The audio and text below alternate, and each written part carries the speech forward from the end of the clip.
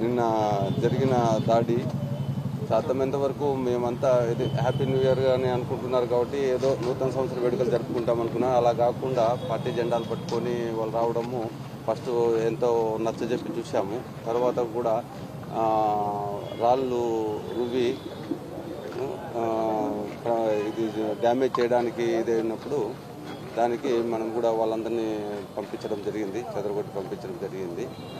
వాళ్ళల్లో కొంతమందిని అదుపులోకి తీసుకొని వాళ్ళు వేసిన వాళ్ళను అదుపులోకి తీసుకుని విచారిస్తున్నాము.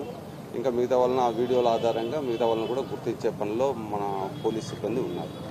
ప్రాథమికంగా వచ్చినటువంటి సమాచారం ప్రీ ప్లాన్డ్ గా చేశారంటారా, లేదంటే అందరూ అప్పటికప్పుడు అనుకుంటున్నారు? దాడి చూస్తే ప్రీ ప్లాన్డ్ గా అనిపిస్తాం. మీకు వచ్చినటువంటి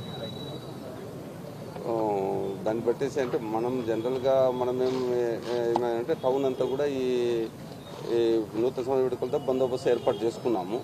అన్ని సెంటర్లో బేకర్స్ ఫన్ కానీ బృందావన్ గార్డెన్ కానీ ప్రతి ఒక్క చోట ఆ విధంగానే వేసుకుంటే అది వాళ్ళు ఇక్కడికి వచ్చిన తర్వాత ఈ కొంతమంది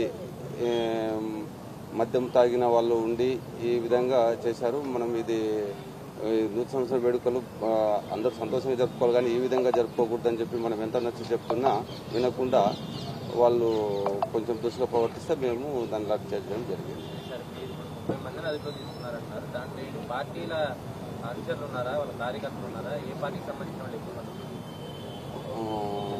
ఉన్నారు, జెండాలు పట్టుకొని ఉన్న వాళ్ళే ఉన్నారు, టీడీపీ వాళ్ళే. వాళ్ళను విచారిస్తున్నారు. ఇంకా వాళ్ళు వాళ్ళే ఉన్నారా, వాళ్ళ వెనక ఎవరున్నారు ఏది అనేది మేము విచారిస్తున్నాం.